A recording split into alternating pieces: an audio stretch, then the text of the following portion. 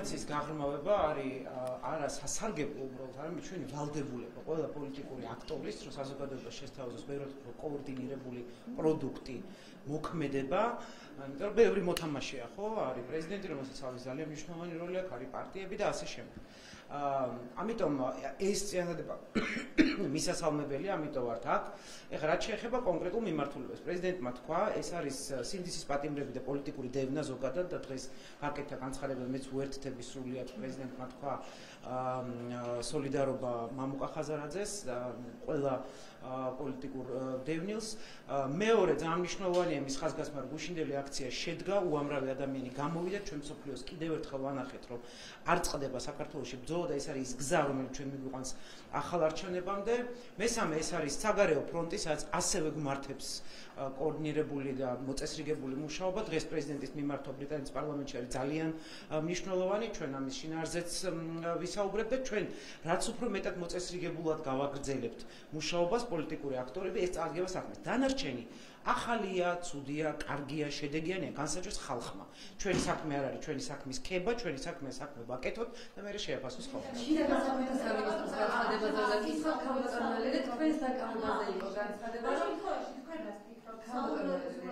ორივე საერთოდ ხოვერბოს შემდეგ კი ბატონო, თქვენს ვიცით თქვენი კითხვა ძალიან რა გზავით ექნება, რა გითხრათ თქვენ ახლა შეხვედრაზე, გუშინ თქვა რომ რა თქმა უნდა სანქციების მნიშვნელობაზე ვისაუბრებთ ბრიტანეთის პარლამენტში გამოსვლისას.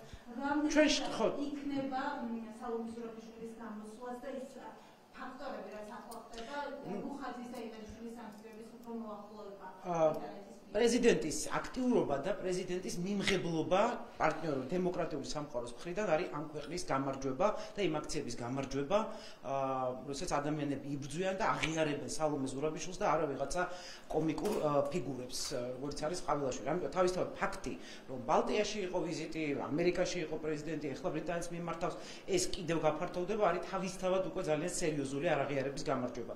მეორე, რა თქმა უნდა, პრეზიდენტი ისაუბრებს იმ პრიორიტეტებზე, რაზეც შეთანხმებულები ვართ, ეს არის ახალი არჩევნები, პოლიტიკური დევნა და სანქციები როგორც ინსტრუმენტი და პრეზიდენტს აქვს და ჩვენ შეთანხმებული გვაქვს ერთმანეთთან ძალიან სწორი მიდგომა სანქციების მიმართ, ისაუბროს და მე შევაფასოთ მისი სიტყვა, მაგრამ კარგად შეთანხმებული მიდგომები გვაქვს სანქციებთან დაკავშირებით კონკრეტულად და ბუნებრივია. მნიშვნელოვანია სანქციები კიდევ უფრო მეტი, მნიშვნელოვანია ბრიტანეთში ამის პოტენციალი არსებობს, ეხლა წინასწარ ნუ გავუსწრებთ მოვლენებს, მაგრამ პოტენციალი და ძალა ბრიტანეთის მხრიდან სანქციები ნამდვილად არსებობს და პრეზიდენტის ჩართვა ამას ნამდვილად შეუწყობს ხალხს. არა, მიდგომები არის სხვადასხვა როდის, როგორი, რამდენი, რა მასშტაბის, ფინანსური, სამგზავრო, რა პირობებით, ხო, ანუ ძალიან ბევრი ნიუანსი არის და ამაზე ჩვენ შეთანხმებულები ვართ. ეს ნაწილის დასანქცირებაზე იყო განსხვავებული მოსაზრება. ოპოზიციის ნაწილი საუბრობდა იმაზე, რომ შეიძლება შოუდეს არ შევეხოთ ბიზნესმენებს, რომელსაც ბევრი ადამიანი ყავთ ასე. აბსოლუტურად შეთანხმებული გვაქვს, რომ ირაკლი მუხაძე არ არის ბიზნესმენი. პირდაპირ გეტყვით, ირაკლი მუხაძე არის პროპაგანდისტული რუსული საყრდენი ამ ქვეყანაში, ამიტომ აქ არანაირი განსხვავებები არსებითი არ არის.